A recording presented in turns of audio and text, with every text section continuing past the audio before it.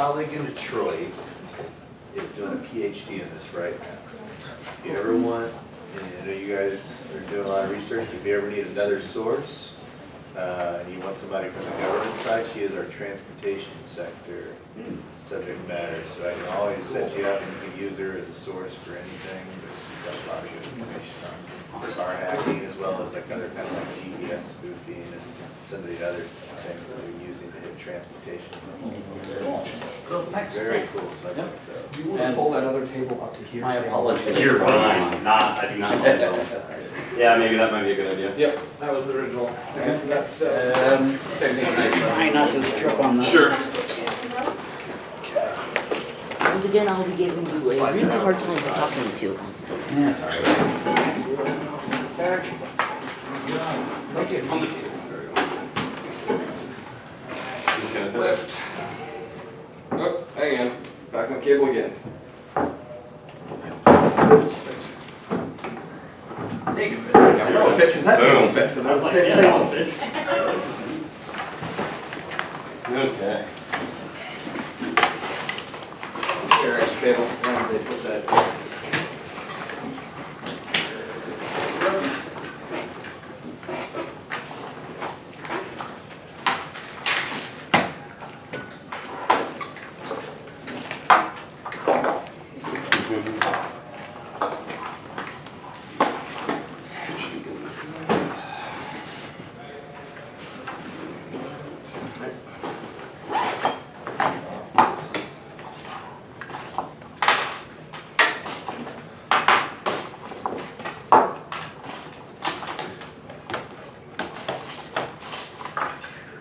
Do you need your power plug in?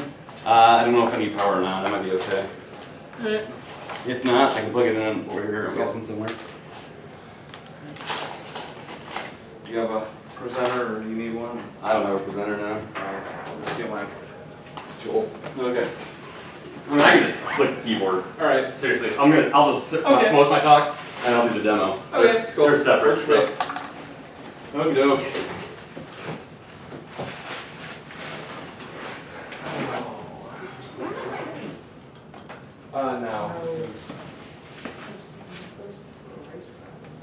No. No, they're. Totally not like that. Okay.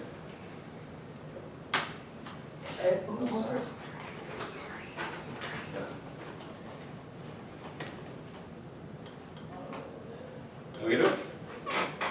So today we're going to talk about key duplication and how it's not just something in the movies. My name is Tony Virelli. On social or other forums and chats, I also go by ByteStealer or Byte. You can find me on my website at tonyvirelli.com. If you ever have any questions or want to meet up to talk, I'm always on the Twitters, so you can hit me up on there. That's at Virelli, and then my personal email is tvirelli@gmail.com. I am a member of TOOL, the open organization of lockpickers, member of the Des Moines chapter. So after my talk, if you haven't done it already, make sure you head over to the village area and check out the lockpicking village. Learn how to pick locks. If you've never done it before, we can sit down and one-on-one stick you through how to pick a lock, open your first lock. Usually once you open your first lock, you get pretty addicted and you want to keep doing it. So today I'm going to cover two forms of key duplication. The first one is going to be how to 3D print a key, and the second one is going to be molding and casting a key. So 3D printing a key is way easier than you think because there have been researchers who have made your life easy. So what you're going to need is a 3D printer. Technically you don't need a 3D printer, you can order these things online. I don't know, there's companies like Shapeways that you can send off 3D files to and they will send you back your 3D printed part. I don't know what they're going to feel about if you send them a key, but I know weird things have been sent to them and they haven't complained. So you're going to need a 3D printer and filament. The standard filaments, PLA and ABS, will work just fine. SLA printers will work fine. That's the resin-based printers. You're going to need the key you want to duplicate. Now, this could be the actual key or the photo of a key. And then you can take the measurements, which I'll get into. And then you're going to need an amazing website called keygen.co, which I'll show you more about as well. So this is the 3D printer I did most of my work on. I am a founder of a nonprofit tech meetup group in my area where we teach technology to the community, and in this meetup area we have 4 3D printers. So these are the printers we have. So I use the Ultimaker 2. You're going to need the key that you want to do. Again, it's going to just be a photo, but for my demo, I used Quickset KW1. It's one of the most common deadbolts there are. You're going to need a way to measure that. If you have physical access to the key, the top tool there is a key decoder. You literally just slide your key through it, and it tells you the cut depths of your keys. It's used by locksmiths to duplicate keys. Otherwise, a pair of calipers. If you have a pair of calipers, you can literally print off a photo of a key that you've resized to be the proper dimensions, and then just get your depth measurements using that. And last but not least, keygen.co. So this is an amazing website that you literally get to pick the type of key you have, how many pins it is, the wording, and then you type in the bidding, which are your depth cuts, and it spits out a file. This was generated by some gentlemen 1 year at DEF CON. They did this as one of their talks. So here's a video showing how this works. So you go to the website, you select your style. Like I said, I use Quickset. There's only one on here for that. That's the KW1 keyway. And then I put the bidding of the lock I had in. And you hit generate. It takes a minute on the server side, but then after a little bit, it pops back. There you go. 3D file of your key. You click download for the STL file, which STL is the standard printing format for pretty much for all printers. And I'll be honest, I literally just switched back to using Windows after like 8 years of Mac. So I don't know if you double click to add a viewer, but this down here, I joke, it says it's going to cost $14.31 to print this. It's more like 31 cents to print that. It does not cost that much to print that key. So I took the key into my slicer software, and this is, if you're not into 3D printing, you have to slice the software so it knows how many layers to make and how to do that properly. Brought the key in here, I rotate it to lay it flat. And then when I print it, I do 100% infill, which means there's no gaps in it, just to make it a little more sturdy. And I do print it with a brim, if possible. A brim is different, it gives better adhesion so the key doesn't start curling up. It's a small enough print, you probably don't need a brim because it's not going to be on the heated bed long enough to make it curl up. But this kind of just shows you the different layers as it goes through. So this is a time lapse of me printing one of the keys. I just did a skirt instead of a brim.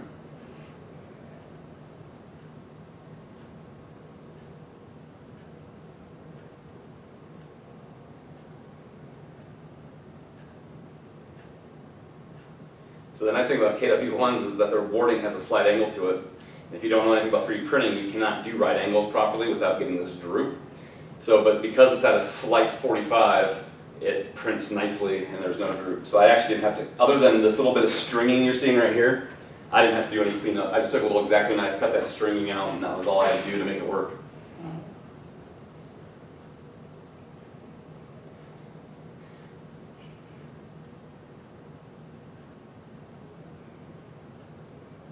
This video's longer than I remember. Should be done here in a second. Anyways, you don't need to watch the whole thing, but yeah, that's it. So here is the deadbolt that I did it based on. This is an original key. I stopped it early, that's why the top part's off. And put that in, and it works perfectly. So your thought is, okay, you have a key, 3D key, how strong is a 3D key, right? It can't last you forever. So if you have a Lowe's, Home Depot, Menards, any of those, you might recognize a device like this. This is a self-service key duplication kiosk. So, this one freaks me out because it wanted my fingerprint, which I did not give it. So this was a different key I printed. It was just a different gray filament that I used. Oh, did I do the wrong one? Maybe I used the wrong one here. Yeah, so I tested this one. This is what it was. The white one would not work because it, I think it was too reflective. It uses a light on it to get the outline of it. And it wouldn't work. So I went back and I used a darker gray filament. I don't know, maybe I downloaded the wrong video. Let's see, I'll find out here. Yeah, so it tried telling me that, oh no, this is the right one. This is a different key it did, I'm sorry. Yeah, so it told me it was less common key, which means it didn't read it right. So I pulled this one out, I canceled this. Maybe I can find a way to skip through this faster. Do it in this mode. Okay, so I removed the key. Let's see, is this the right video? I think I have a darker key. Yeah, okay, so this is the same thing, just a dark filament. And I was really freaking out, shoving it in there, because the last thing I want to do is tell the Menards people I snapped a key up inside the thing.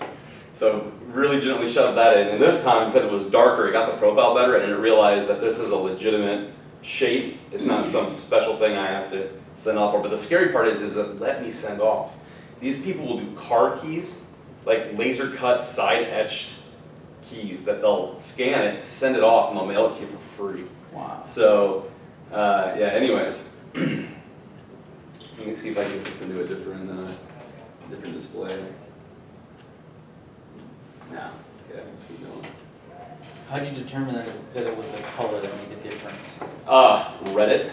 Yeah. So I got on Reddit and I'm like, this key's not going through, and the guy's like, because some of the older, there used to be one here called Minute Key, which is a really popular one. Minute Key actually does what you would think a duplicator does. So on a normal key duplicator, you put your blank in front of the cutting wheel, and on this side there's like a probe, and you move it along that probe and it actually cuts in the disc.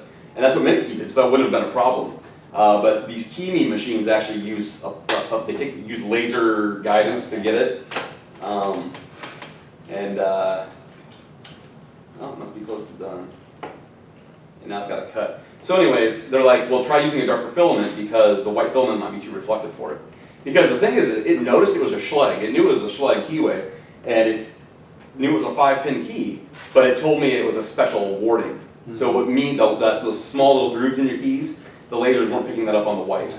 So, yeah, there's my email address, my fingerprint, so it just got something random. It's like, do you want my fingerprint? I'm like, no, thank you. So this is another security concern in this concept. You can save your key with a fingerprint. I don't know if you've ever done latex impressions of people's fingerprints. Yeah. Not that hard to get. Right. And so if I saved my key here for my car, my house, my office, if I had your fingerprint, I could walk up and have them all reprinted for myself for $2.50 a piece. Gosh. Yeah, so these machines scare the crap out of me. The Minute Key I didn't mind because that was just a duplicator. This one stores your key information, in the all-safe cloud, aka somebody else's computer. So, 60%, well, yeah, I forgot how long this video was. I should have cut this thing down. But I promise you it's almost over and it's worth it. So after this is done, you literally you walk in with a plastic key that you could probably use once or twice before it snaps. And you walk out of your Menards with a full brass key that, like I said, this is my theory. If you walk up to a front door of a building and you have to stick a key in, and it's a real key and it opens that door, everyone assumes you're supposed to be there. Right. Because you have a key. Why would you not be allowed in there if you didn't have a key? So imagine, someone asked me, what's the scenario? Like, what's the detriment to this? I don't know if you've noticed this, but there's a Proxmark scanner on this machine too. Right, I just went by it, so the key just dropped out. When it goes back up, so it shows you it's a perfectly cut key. It was a little rough, but right there on the left, there was a Proxmark scanner right there. I want you to think about this for a second. You're a 17, 16-year-old kid. Your mother's a nurse, your dad's a nurse. And he has access to all the pharmaceuticals in a hospital. And what you get into that is a Proxmark card. I can go to Menards and duplicate your Proxmark card. Kids can do that. So, okay, demo time. So the demo's really short. Yeah, that's a nice little poem I wrote one night when I might have had too much to drink and was working on this. So this is a 3D printed case I made. It's on Thingiverse if you want to download it. And it's just specifically meant to hold a deadbolt. So when you buy a deadbolt, you get both sides. What I did is I bought this, I rekeyed this one, so I have two different locks to pick when I'm messing around. I was just going to say, here's the original key, but that's not the original key. Okay, so here's the original key, right here. The black tape just sort of help me remember which one I did it on. Works fine. And then here's a 3D printed key. This is actually glow-in-the-dark filament, that's why it's such a weird color. And this goes in, like so, and also works. Okay, so the 3D key works perfect. Everyone's pretty much familiar with the master lock number 3. You've always just noticed that padlock with the blue band on it, the original key. And here is a 3D printed master lock key. Now the scary thing about this for me is, if you know anything about locks, there's a thing called throw. And that is when you turn the deadbolt, you always hit a point where it starts to get harder to turn it, and that's called a throw, how hard it is to open and throw the bolt. I can't guarantee you that a plastic key is going to throw a deadbolt perfectly, depending on how the door, because if your door's tight, and you know how the hole where your key, the bolt goes through, if it's rubbing in it, you always have that drag on it, it might be too much. Now you could take a lockpick set or a screwdriver and jam it in the side of your plastic key and do the turning, right? So if you're doing this for physical penetration testing, that's something I would do. If you're a criminal, that is something I would do. However, the scary part for me is this is a master lock. This key is like hosed up. When it printed, it started lifting off the print bed and curling up. It doesn't matter. The bitting on top is all it cares about. And this bitting is perfect, and it's overcoming the spring tension. I've done this. I'm sitting here turning this. It's not going to snap. This key will last me for a very long time. Now, it is PLA, so if I leave it in my car, it's going to warp and not be good anymore. But that's not the point. The website I showed you that you can print these from, these are high security locks. This is a BEST keyway. This is a very well known keyway. No, sorry, that's not the best. Here's a BEST keyway. One of these is a Medico. The other one is a Medico with alternating cuts. So to make locks highly secure, normally when you look at the bitting on a key, it's flat on top, and there's just a profile cut. What Medico does is those cuts, they cut them at angles, back and forth, left and right, and they have to lift the pin up and over the proper way. I can 3D print one of those, which is extremely scary. The most common thing I can think of for a home user that might have a more secure lock is called a Schlage Primus. So this is a standard Schlage lock, and you can notice it's just got one bitting on the top, nothing else. So a Schlage Primus has the bitting on the top, but on the warding, it's got another lower bitting on it. And this prints the Schlage Primus, no problem, which is super ridiculous. So I did a gentleman who's in tool with me, we did a thing, and this is that key I cut on the key me. This was cut and developed from a photo. He sent me a photo of his key. I took that into Photoshop. I took another picture of just a Schlage blank, lined them up perfectly, printed that off on my printer, took a pair of calipers, and got my depths. Went into the software, put those depth cuts in, took the 3D printed key, right here, into Walmart, or the Menards, and I came out with this bad boy. So, worked out perfectly. So, How long is that, Oh, sorry. does that mean you could be printing keys that are like restricted blank? absolutely. Yeah. Yeah, so here's the fun thing about restricted blanks. All keys are just hunks of metal. So if I knew the specification, and here's the funny thing, Medico, they're a restricted blank on some of their keyways. And Medico's idea is it's restricted blank, so we'll put the dimensions up for locksmiths, right? Like here's how long our key is, this is the warding. All these profiles are available for locksmiths to download for free, and by locksmiths I mean anyone who wants access to a PDF and has internet. Okay, so you can download these. I can go into AutoCAD, or I've done it in Tinkercad, which if you've ever used that, that's like Play-Doh version of a CAD, okay? It's just the simplest thing in the world. You can make your own blanks. Now, I'll get the company, that keygen.co website, it's a downloadable Python script as well. So you can run Python on your computer. You open up, I believe it's called SCAD. It's an open source CAD software, and then you need Inkscape or InkDraw, one of the open source vector softwares. And you put the profile of the key in, you put the specifications in, and it can spit out anything. So you can make any blank you want. So yes. Now, I don't think you could take the Medico to the key, because for that, to get a key duplicated legally with Medico, you're supposed to have a special card. The card has a code on it. This code has nothing to do with your bidding. And you call up your locksmith, and if he's a certified Medico locksmith, he can then go to his Medico software, type that code in, and it'll tell the bidding of that key. The software is $10 a month. And I can tell you personally, they don't ask for proof that you're a locksmith. So you can take any key. Most keys, if you look at keys, they have these codes on them. Like this has a code 3297. Back in the day, that was the bidding code. Like they used to just put the bidding code right on the key. Now, this key translates to what the bidding is.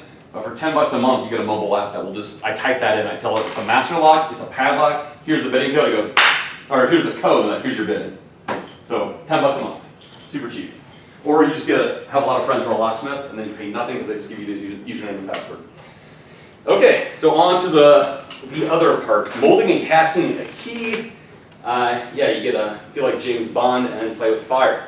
So I had always thought about doing this. I'd seen this a long time ago, and I never thought I'd be able to do it because every time I saw it done, someone had the clamshell, which I'll get into. It was milled from aluminum.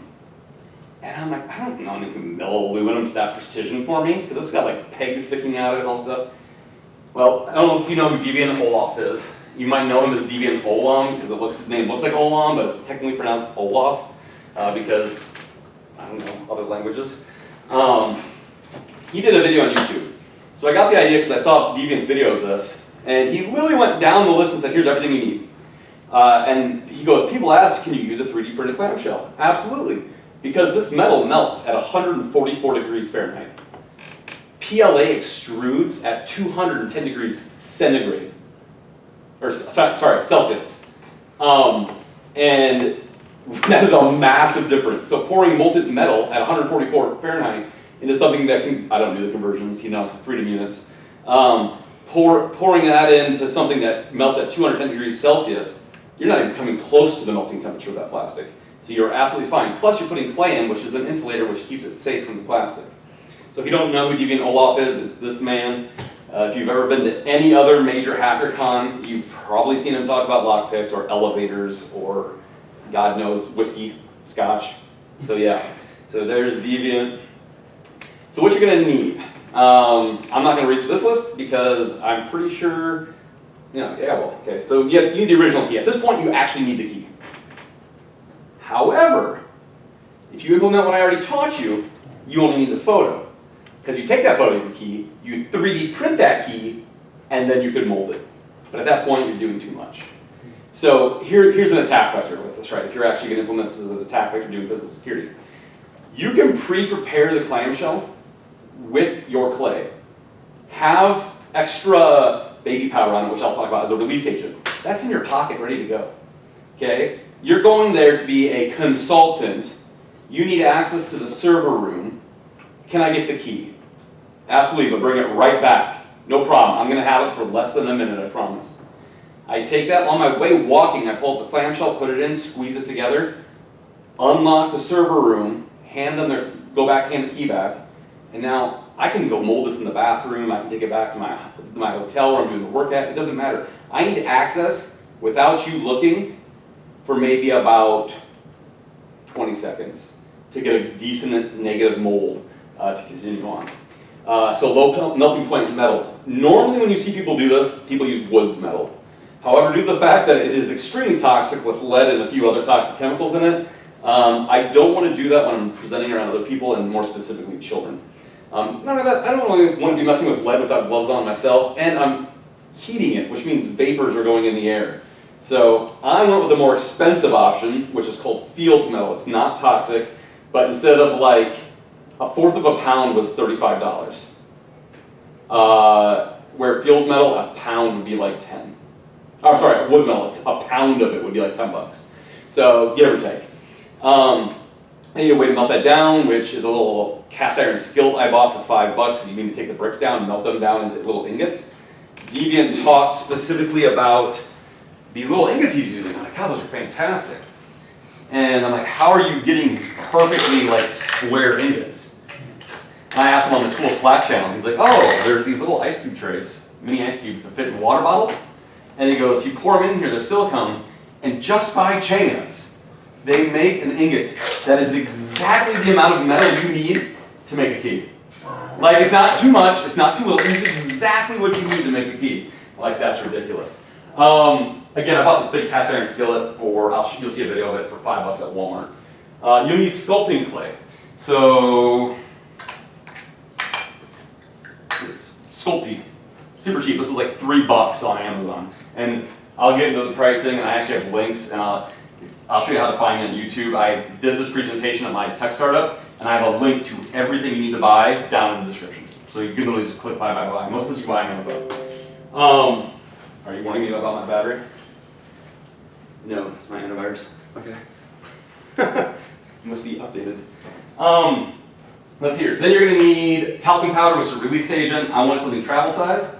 So So I got a little bottle of Johnson & Johnson with aloe. That's not important, it's just the only option I have for travel. You need a clamshell, so here's a clamshell. I 3D printed this. This is just a base to hold it while you're pouring hot metal. And that's it. You can see the clay from the stuff I've used in the past. But I do have quite a few more with me today. And then you're going to need a ladle to melt it. This is a lead ladle, literally what it is, to melt ladle. Or to melt lead in, but it works perfectly. It holds exactly 1 ingot in there. And then you're going to need a heat source, preferably a decent heat source, but this is a cigar torch I had from years ago, a cigar lighter, and that's all you need in order to light it. So it goes quite well on that. Let's see here. Okay, so like I said, you're going to need the key, you're going to need the Fields metal. I bought mine off from this guy from eBay. So $35 is what his listing is. He may not have much left because I just bought 5 bricks of it before I came here. This is the exact cast iron skillet I got from Walmart for $5. The ice cube trays, 2 for $10. So if you don't make a ton of it, you also have a cool little ice cube tray now. The Sculpey clay was $3. Pro tip on this, color changes price. That's why I have green. It's not because I like green, but because black and white and all the other ones were $5 to $8. Green and yellow, for some reason, $3. They're actually less than $3, I'm just rounding up. Talcum powder, I got this from Walmart for $1 or $2. The clamshell, you can download a Thingiverse. It's by ZBZZN. He's also known as Boris. I believe he's from Israel. He does a lot of lock sport stuff. The ladle was $10 on Amazon. This is so cheap. The cigar lighter, I think, was $15. I bought this years ago because I had a whole bunch of friends. We got together and we had like cigars and scotch. So this is something I already had, but whatever. So here's a video of what the brick kind of looks like when you first buy it. I had already started the melting process of this. This is the very first time I ever did it. And so I put wax paper down. I had no clue what to expect. I just don't want my wife killing me for ruining the stove. So I also did some stupid things here that I'm going to teach you. Don't do these stupid things. Take this and put it as close to this pour spout as possible. Do not poke it with a stick. Just trust that it will melt. I didn't know. I'd never done this before. I'm like, it may or may not melt. Is it melting? So I poked it like a kebab skewer. And I started stirring it around to make sure it was super liquidy and there wasn't like a chunk down there I couldn't see. And then I did something really stupid. Oh yeah, is it liquidy? I don't know, is it still runny? Just so you know, that doesn't all come out of the pan. So it's cast iron, it's got grooves in it. So I got plenty out, but you'll see how much is left behind. And if you follow Lockpicking Lawyer online, on Twitter, his little response was rip pan, because that pan is done. So once it's melted down, over to the cube tray and just pour. That's it. Now, you're going to see I have drippings all over. What I did that I don't think I got into, that just shows you how many ingots I got out of that one pour, right there. So the thing is, you're not going to get perfect ingots when you do a massive pour like that. So what happened is I let them cool down, I popped everything out of the tray, took the full ingots and put them off to the side, then one by one I went back, put all the partial ingots into the ladle, melted them and poured them in to fill it up to get perfect ingots so I can get a ton of them. Okay, so yes, I perfectly have enough time for a demo on this. So we are going to play with fire. Move this out of the way. I'm going to sit while I play with metal instead of trying to bend over. Let's hope we don't ruin these beautiful desks. I'll use the back of one of my silicone trays. I can go grab the... No, you're fine. I'll just use the back one of the silicone trays. Okay.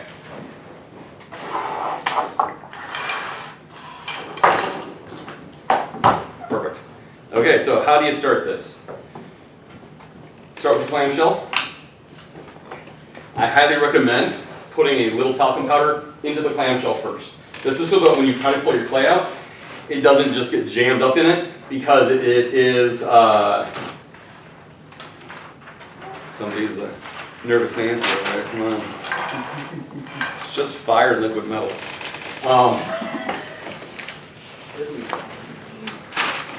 He's sitting there going, yeah, you don't pay the bill later. Okay, liquid metal on a desk, it's not mine. Yeah, right. So the talcum powder helps get release, count fast. Helps release the clay back out of the clamshell later, because otherwise it sticks. You can see it sticks to plastic a lot. So just light dusting all over the inside of this clamshell, like so. Okay, then you're going to need your clay. Now let's open a new one for this. The cool thing about this Sculpey, if you buy it in these little packages, I don't know, it was like this was all meant to be done. I don't get this. Like the fact that the ice cube tray makes a perfect ingot. Well, lo and behold, the way the Sculpey comes is it's 4 blocks. Wouldn't you know it, that if you break off one of these blocks and break it in half, each half is the perfect size for the clamshell. Like exactly how much clay you need. So just kind of mold it down a little bit. No, I guess I don't need this anymore. Put this down in. I'm going to kind of rush this so we don't run out of time. It needs to be better than that. I'm just getting it started. This is where you want to take your most time. And this is why I'm talking about if you're doing this as an attack vector, you could pre-prepare this before you even entered someone's building. Get this ready back at the hotel, out of your car, wherever you're going for your job. But this is fantastic. We had a client who was like, "You're not going to be able to pick our locks." And I go, "Why?" She goes, "Well, because they're super high security and our locksmith made it custom pins for us." What the hell are custom pins? I'm like, did he like make them on a little lathe, like a jewel lathe to make like for jewelry? I don't know. They're custom, and he told me it's not pickable. I said, "God, if a locksmith told you that, that's the worst locksmith I'd get a new one." I didn't say that out loud, obviously. And I go, "Well, can I see the key?" And she goes, "Oh yeah, I'll show you how impressive it is. It's a really impressive key." So it was a Medico. I mean, it was a decent lock. So I'll be right back. I had this in my pocket, and I had to go to the restroom, and she goes, "Can I get my key back?" I'm like, "Oh." So I forgot about it. Just act like you didn't remember you took it when you rush off to the restroom. Went back to the office, poured some liquid metal in. The job was to go in that night and see if we could gain access to any, let's put it this way, they have to be HIPAA compliant. They hold a lot of housing documents, and that information needs to be secure. So we got in, and of course there are crappy wafer locks on filing cabinets, so we got into those right away. That wasn't a problem. And she's like, because I said that, I said, "What kind of locks do you?" So anyways, once clay's in, you put some talcum powder on the clay. I go, what are you using? And she goes, "Oh, it doesn't really matter. You can't get into the building anyways." And they have this false sense of security because the front door is a man trap. So there's no handle. It pops. You walk in. I didn't go in through the front door. I went through the back door where this lock was at with a perfectly good handle. And so she calls back, and I told her that if we get in, we'll leave a note. It says, "We got in." So she calls the next morning. She goes, "Ha, I told you my lock was unpickable. I didn't see a note." I'm like, "Have you checked your files yet this morning?" She opens the filing cabinet, there's a note that says "got in." Wow. And she's like, "How'd you get in?" I'm like, "I showed you." And she goes, "Well, that doesn't count." And I go, "Actually, the problem is, I don't know how to say this to you. I want to be nice. You were the security vulnerability. You gave me your key. I don't care if you're," she's like, "But I hired you." I'm like, "That doesn't matter. You hired me to prove. Don't give the key." She goes, "Well, so you would have been able to get otherwise?" I'm like, "I probably could have got in. It just would have taken me longer, and I could have damaged your lock." So I wanted to take the fact that it didn't do that. Okay, so here's where we're at. Deviant in his video like rolls it out with like a plug follower, like a rolling pin. I'm like, you don't need to do all that. That's overkill. See if I can find the key that works in this so we can test it. Under the bag, the left. Black bag, left. Oh, perfect. Thank you. Okay, so you take your key. Now this is kind of the important part to pay attention to. When you put this in, you want to make sure that, don't shove it all the way down. You need this up here so it's got like a pour spout, because when I did someone's earlier, I didn't do it. The other key thing to do here, is don't shove it all the way down in. You don't want a one-side mold. You want a negative on both sides. So if you look at the back of the key here, there's some depth there, okay? So, I just laid it, hold on a second. Just press it down enough to mess it up. So you press this down in and kind of pay attention to it so that you're only going about halfway down with the key. So once I see that the key's about 50% down in, like that, and I also double check to make sure that there's no part of the bitting that's not in clay, because that's going to be a problem. I don't care about the actual head of it. Take this in, place it on top, and squeeze, okay? And I also recommend, if you have the opportunity, step on it. Make this thing as good as possible. Now, this is 50% infill, so it's not going to snap. We're fine. Yeah, so the clamshell, if you're wondering, I printed 50% infill. Okay, so now we're here. I'm going to bend the clay back a little bit. Try to pull it apart straight off like that. So now you can see we have a negative on this side, and we have a key on this side. Here's the problem. What most people do at this point is grab this key and pull it out. What you're going to do is you're going to bend the bow down in, and you're going to distort your clay. So this is how the professionals do it. It's okay, don't worry about it.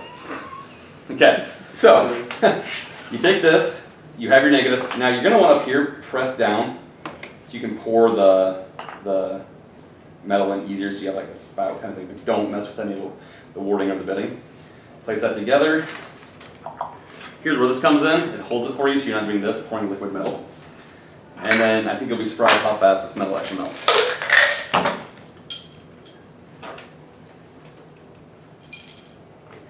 Oh yeah, should be good. Okay.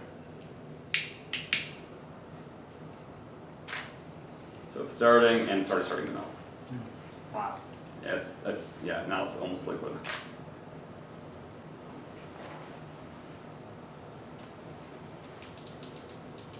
Okay, we're liquid. And 4. That is it. Now, I do like a little tappy. Just get it down to the bottom. Sometimes, if you have really complicated keyways, what I'll do is do a little air vent, like a little line all the way up so it can come out. I haven't had any need for that to do that in quick sets. And this is going to take a while to dry, or to solidify, because it is such a low point melting metal. And as Cooper's talking about, even the clay is an insulator. Plastic is an insulator. Now, if I had an aluminum clamshell, aluminum, that's what we use to make heat sinks on computers. It draws heat away. It makes it cool off a lot faster. This is keeping all that heat in. So the lower liquid is like cooling, but then the heated metal is kind of remelting it, so you have this 1 step forward, 2 steps back kind of scenario going on. So as that continues, I will just finish up the slideshow here. Good enough. Okay, so let's see here. Yeah, okay. So credits. Keygen.co. This is where you can go get the website. This is their GitHub repo for it. You can download the Python files that actually include the whole website, so you can throw it on your own server and run it on your own website. The DEF CON 21 key decoding and duplication attack for the Schlage Primus high security lock. So these guys did the talk, and these are the same guys who created this. But if you want to see how they came up with the software and how that software really works, you can watch the YouTube video on it. It gets in much detail. Obviously, Deviant for coming up with the idea and showing everyone. And then here's the thing,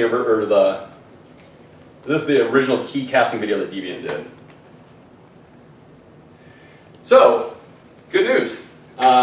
When we first started talking to CornCon about this, they're like, you know what would be really cool is if people could try this themselves. So they hooked me up so that I could go onto eBay, and we have enough to do 80 keys today. So you guys, if this is something you're interested in doing, in the village area, I will be set up next to, off on the side, kind of the tool area as well. And after lunch, we'll have all this out and available, and you can come by. Now, obviously it's going to take a little bit. I do have 3 clamshells with me, so that we could kind of do 3 pours at the same time instead of waiting around. I'm going to yank over one of the tool members to rip clay out for me between pouring, so we're not waiting around. But that's it. So while we're waiting for the school, if you have any questions, let me know. Otherwise, thank you. That's awesome. Check on this bad boy. Okay, we may not be cool, but we are done. It is solidified. So let's see how this turned out. I should double check that actually. Yeah, okay. So there's the key inside the mold now. You can see that the little funnel I created at the top made a nice little handle to hold on to. It looks like there was one empty spot on there. If you look right through, there's a tiny, in the warding, there's like a little itty bitty hole. It actually looks like it's supposed to be there. It's not. So here's our key. And here is what we call the moment of truth. Works perfectly. So the cool thing about this is now, I'm done with my job. I can go home. And then you This is how flexible this metal is, right? and now you can put it I can put it back in, melt this key down, continue to reuse this key over and over again.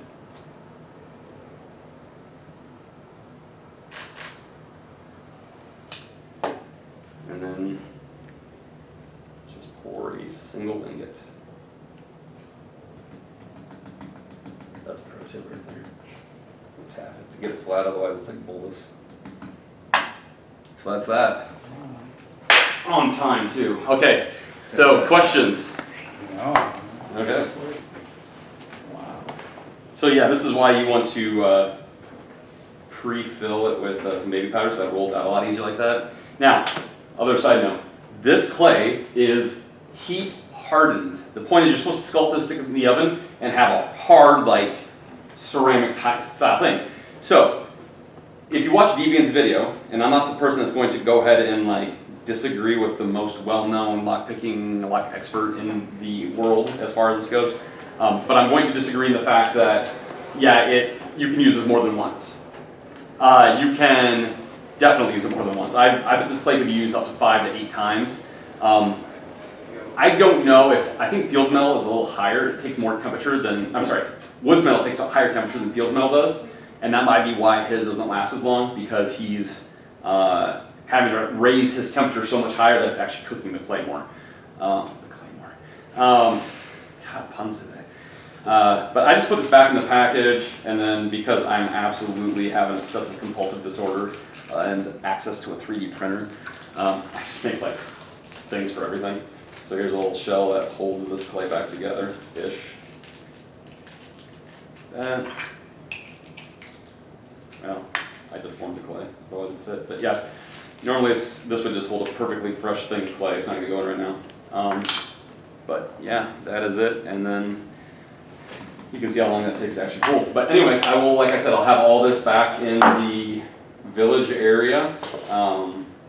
Feel free to stop by if you want to mold your own key to take home. Absolutely. My only rule is if there's minors present, the parents have to let me take a video of them saying that they fully 100% hold me not liable if their child burns themselves and pours liquid metal all over their body. If the parents don't feel comfortable letting their kids do it themselves, then what we'll do is I will let them put the clay in, get it all molded up, and then I'll pour the liquid and they can take it apart. But other than that, yeah, we're good to go, and we'll have it set up in the village area where you can do it yourself. You got some more of the paper? Oh, thank you. So that is that. Awesome.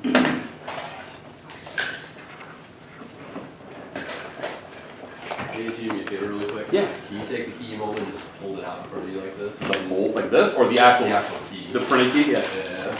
Good for you. I have another one because I just Awesome. melted this one down. Yeah. I have the obligatory oops that didn't work key. Thank you. Another here. Very good, thanks. Thank you. Very much. Yep. We'll see if anybody figures out, then I'm over here for the next one.